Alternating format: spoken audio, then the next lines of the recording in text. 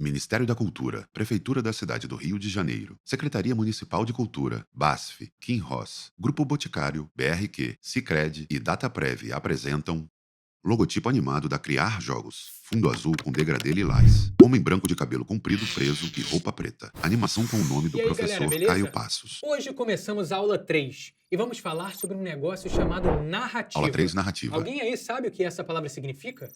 É quando a gente narra alguma coisa, ou seja, quando a gente conta uma história. Um exemplo fácil para começar: o filme do Homem-Aranha. O filme conta a história de Peter Trecho Parker, do filme onde o Homem-Aranha se esquiva do ataque de um vilão com grandes tentáculos de metal. o menino que é picado por uma aranha e ganha superpoderes. Agora, o que é a narrativa de um videogame? A história que o jogo conta. Algum de vocês já jogou ou conhece Pokémon? Qual é a história que o jogo tem? O treinador vai viajar e treinar Pokémons, que são criaturas diferentes, para virar um mestre Pokémon. Ou então o Mario Bros. Qual a história do jogo? O Mario, um encanador, tem que lutar contra um vilão e salvar a princesa Peach. Então, a narrativa é a história que o jogo conta quando a gente joga. Quanto mais avançamos os níveis, mais avançamos na história, até chegarmos à resolução de tudo. Em Pokémon, quando viramos um mestre. Em Mario Bros, quando derrotamos o chefão. Sabendo agora o que é a narrativa de um jogo, a gente consegue perceber como ela é importante, né? Ela sozinha não garante um bom jogo, mas é fato que uma história bem elaborada aumenta as chances de envolvimento do jogador. Só que nem sempre os jogos tiveram uma narrativa desenvolvida assim. Lá no começo, quando os videogames tinham acabado de surgir, a história que eles traziam era bem simples. Por exemplo, o Magnavox Odyssey, da década de 70, foi o primeiro videogame de console criado. Imagem de um televisor antigo com um jogo citado pelo professor. Ele tinha apenas dois quadradinhos brancos em tela que podiam ser usados em jogos e dinâmicas diferentes. Já o clássico Pac-Man, por exemplo, era um bichinho redondo e amarelo com uma baita fome que queria comer todas as pastilhinhas de um labirinto. E tinha ainda que fugir de uns fantasmas que seguiam ele. Imagem do jogo descrito pelo professor. São 4 fantasmas de cores Estão diferentes. vendo como isso já é bem mais simples do que toda a história de Pokémon? Isso acontecia porque, na época, a tecnologia ainda estava no começo também, então não dava para inventar muito. Só que com o tempo, as coisas evoluíram e hoje em dia a gente consegue criar jogos com narrativas muito mais complexas que chegam até lembrar filmes. The Witcher, por exemplo. Imagem de um personagem do jogo citado. Homem branco, de cabelo comprido preso e barba grisalha. Usa roupa de guerra medieval e empunha uma espada. Se passa em um universo de fantasia medieval e acompanha um dos últimos bruxos existentes na Terra. Com um sistema de escolha moral, cada escolha feita pelo jogador leva a história a caminhos completamente diferentes. Olha como evoluímos. E existem ainda muitos outros jogos nesse nível: GTA, God of War, The Last of Us. Agora, existe um negócio muito importante para criarmos a narrativa dos jogos: a curva dramática. E o que é isso, professor? Simples: o caminhar da história que eu conto no meu jogo. Só que diferente de um filme, por exemplo, que vai ter toda a sua narrativa apresentada dentro de 1 hora e meia, o nosso jogo terá interação com o público, que pode levar a caminhos diferentes da história e níveis. Isso tudo faz com que ele seja bem mais longo, então temos que manter o jogador engajado na história, doido para descobrir como tudo termina. Pensando nisso, precisamos criar uma narrativa cuja tensão vá subindo aos poucos a cada nível e que atinja seu ápice pouco antes do fim do jogo. Dá uma olhada nessa imagem aqui do meu lado. Gráfico com tópicos da esquerda para a direita. Inicia-se com exposição. Eleva-se um pouco para incidente incitante. Sobe para aumento de ação. Atinge ponto máximo no clímax. Decai em diminuição da ação, seguido por resolução e desfecho.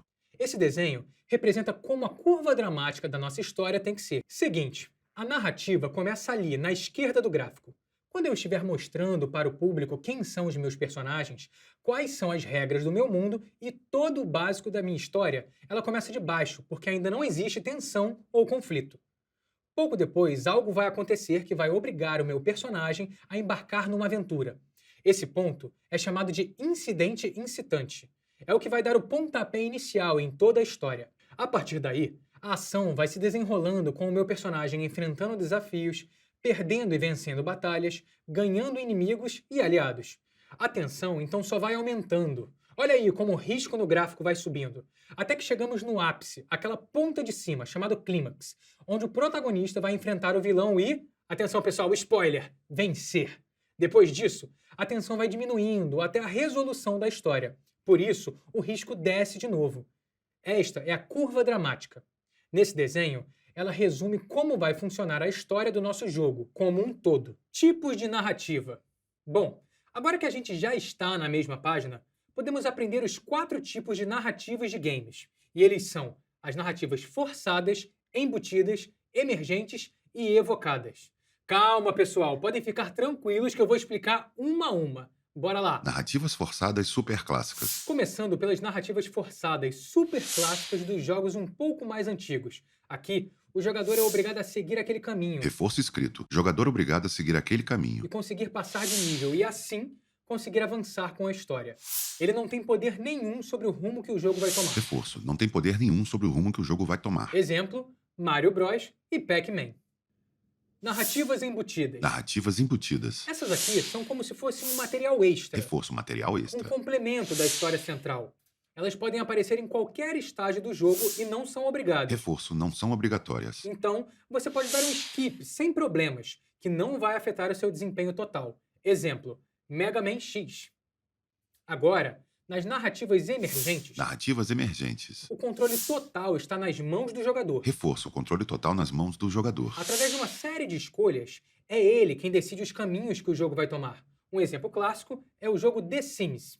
E por último, temos as narrativas evocadas. Narrativas evocadas. São jogos que evocam, ou seja, trazem histórias já conhecidas de outras mídias pelo jogador. Reforço. Trazem histórias já conhecidas. Como exemplos temos Harry Potter, Star Wars e os jogos de super-heróis.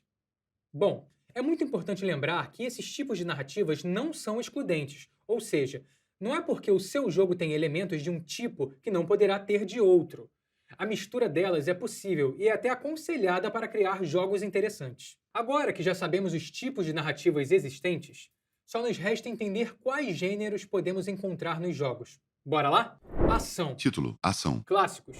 Os jogos de ação pedem um pensamento rápido, coordenação, agilidade e atenção. Quadro com os itens citados pelo professor. Existem inúmeros subgêneros deles. Subgêneros. Jogos de tiro. Jogos de tiro, como Call of Duty e Fortnite. Luta, como Mortal Kombat. Plataforma, como os clássicos Sonic e Super Mario Bros. Horror, com temáticas assustadoras, como Resident Evil. E sobrevivência, como Minecraft e Among Us. Aventura. Aventura. Aqui são inúmeras as possibilidades de ambientes. Medievais, realistas, fantasiosos. O jogador vai explorar, resolver missões, coletar artefatos e por aí vai. Quadro com os itens citados pelo professor. Exemplos: Life is Strange e Assassin's Creed. RPG. RPG. Nesse gênero, os jogadores interpretam personagens e criam narrativas elaboradas. Jogadores interpretam personagens e criam narrativas. O RPG começou com jogos de tabuleiro, como Dungeons and Dragons, mas hoje já passou para a esfera digital, onde também é um sucesso. Exemplo, Roblox e Final Fantasy.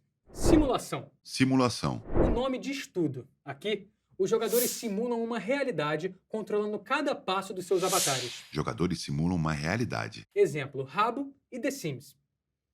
Estratégia. Estratégia. São aqueles jogos que pedem habilidades de lógica e planejamento para avançar de fase. Reforço, lógica e planejamento. Exemplo, League of Legends. LoL.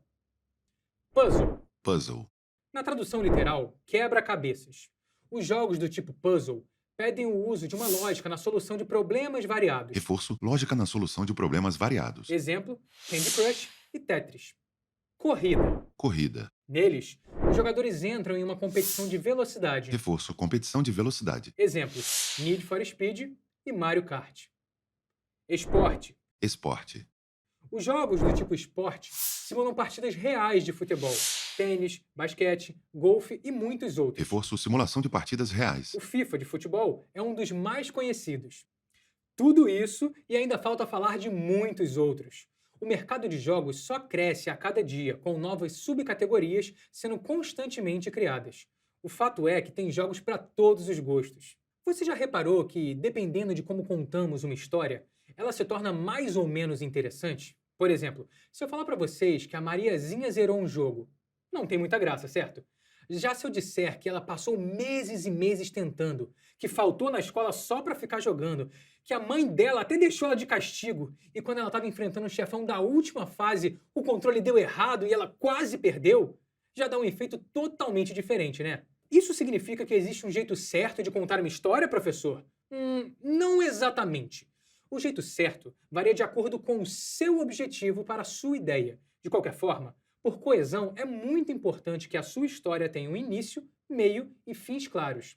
Não precisa necessariamente ser nesta ordem. Tem histórias que começam pelo fim, por exemplo. Mas sempre é importante termos esses parâmetros em mente para que você, enquanto criador, possa ter controle sobre a sua narrativa para decidir quais ferramentas irá utilizar para gerar emoções específicas no seu jogador. Para essa organização é que existe o arco da história. Ele que vai nos ajudar a estruturar a narrativa em um início, meio e fim. O seu início, ou ato 1, Título: Início ou Ato 1. tem que apresentar para o jogador quem é o personagem principal, onde ele vive, quais as características e regras do seu mundo, Quadro com os itens citados pelo professor. quais são os personagens adicionais, se houver algum, e, acima de tudo, qual o objetivo dele, ou seja, qual o objetivo do jogo. Resgatar uma pessoa? Salvar uma aldeia? Sobreviver a um ataque de zumbis? Logo depois do início, temos o meio da narrativa, o ato 2, Meio ou Ato 2. parte na qual acontece o desenvolvimento da sua história. Quadro com os itens citados pelo professor. Essa possivelmente será a parte mais longa do seu jogo, com diversos conflitos, desafios e níveis testando constantemente o jogador. Se você tiver outros personagens na sua história, Reforço outros personagens. eles também têm que se desenvolver nessa parte. Desenvolver. O seu objetivo aqui é deixar o jogador envolvido, doido para descobrir o que vai acontecer em seguida. Deixar o jogador envolvido. A tensão vai aumentando aos poucos, de nível em nível. A tensão vai aumentando. Seu ápice leva à terceira e última parte. Toda história tem seu fim. Fim ou Ato 3. O ato 3 do seu jogo é o clímax da história, Clímax. Resolução de todo o conflito principal. o seu ápice, a resolução de todo o conflito principal. É aqui que o protagonista vai resolver aquele problema do início e salvar o reino, resgatar alguém. É importantíssimo que o fim da sua história seja coerente com o que foi apresentado até então. Afinal, o jogador não ficou horas jogando para uma resolução sem sentido, né? Ele quer e precisa se sentir satisfeito por ter embarcado nessa jornada e principalmente por tê-la finalizado.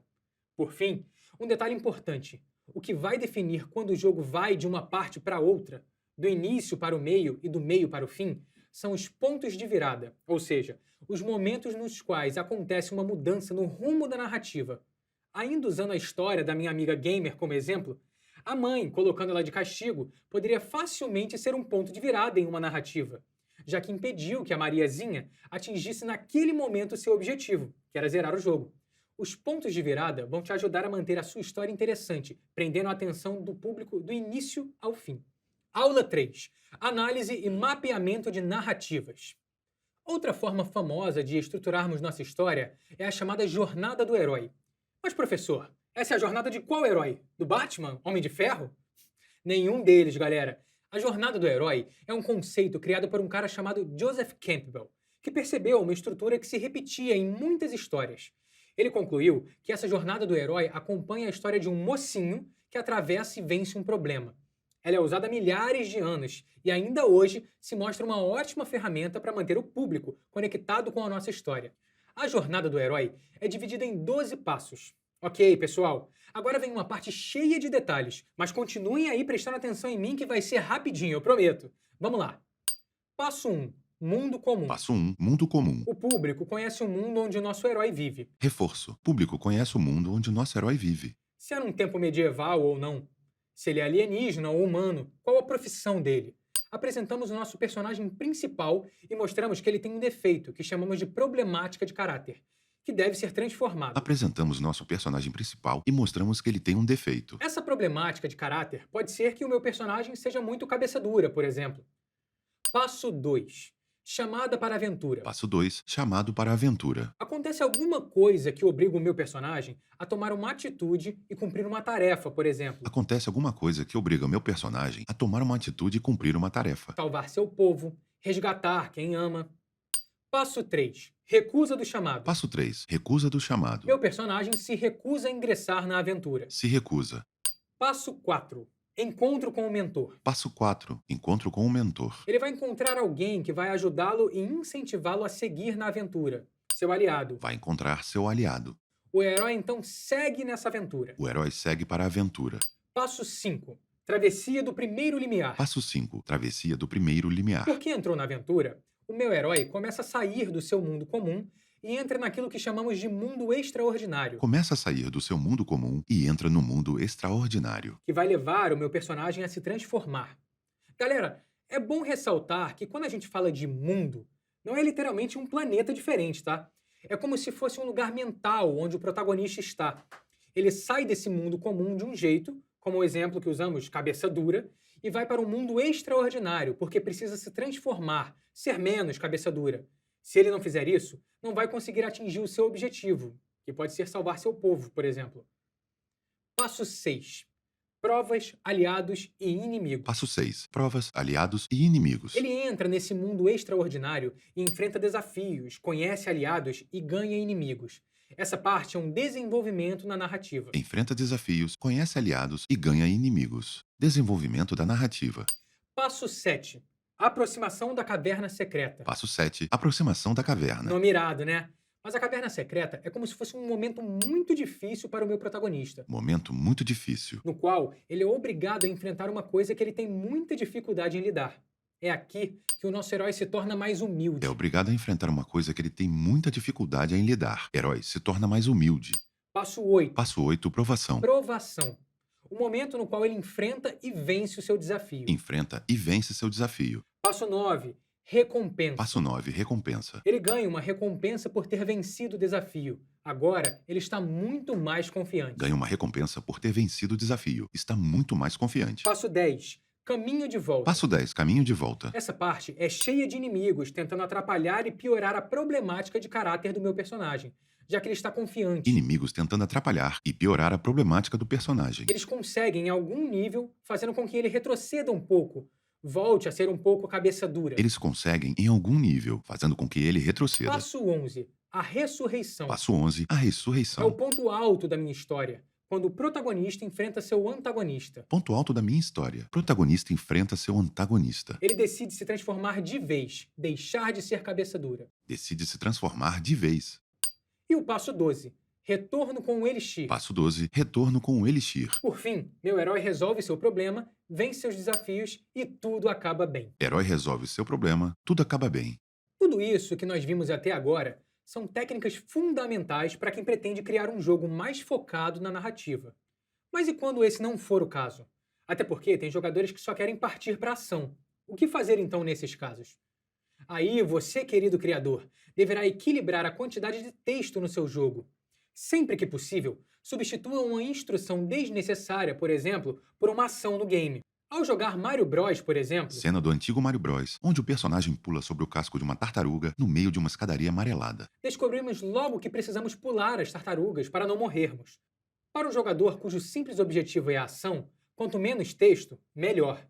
Não tomar cuidado nesse caso pode levar a pessoa a gostar menos do seu jogo ou até mesmo a abandoná-lo. Aliás, em todos os casos, é importante ficar de olho se a quantidade de texto não está atrapalhando o ritmo do jogo. O excesso pode deixá-lo lento, a falta, rápido demais. Seguindo essa ideia, prestem sempre atenção na relação entre a história do seu jogo e a jogabilidade dele. Não adianta de nada a minha narrativa ser super desenvolvida e cheia de detalhes se a maneira como o jogo funciona não tem relação nenhuma com isso. Por exemplo, se o objetivo da minha história é sobreviver a um ataque alienígena, qual o sentido do jogo ser um quebra-cabeças? Nesse caso, você precisaria unir esses dois aspectos do jogo, justificando, talvez, que a cada quebra-cabeças que o jogador completar, ele ganhe uma nova arma para matar os aliens. Caso contrário, o descuido vai prejudicar o seu jogo e revelar ao público uma falta de planejamento.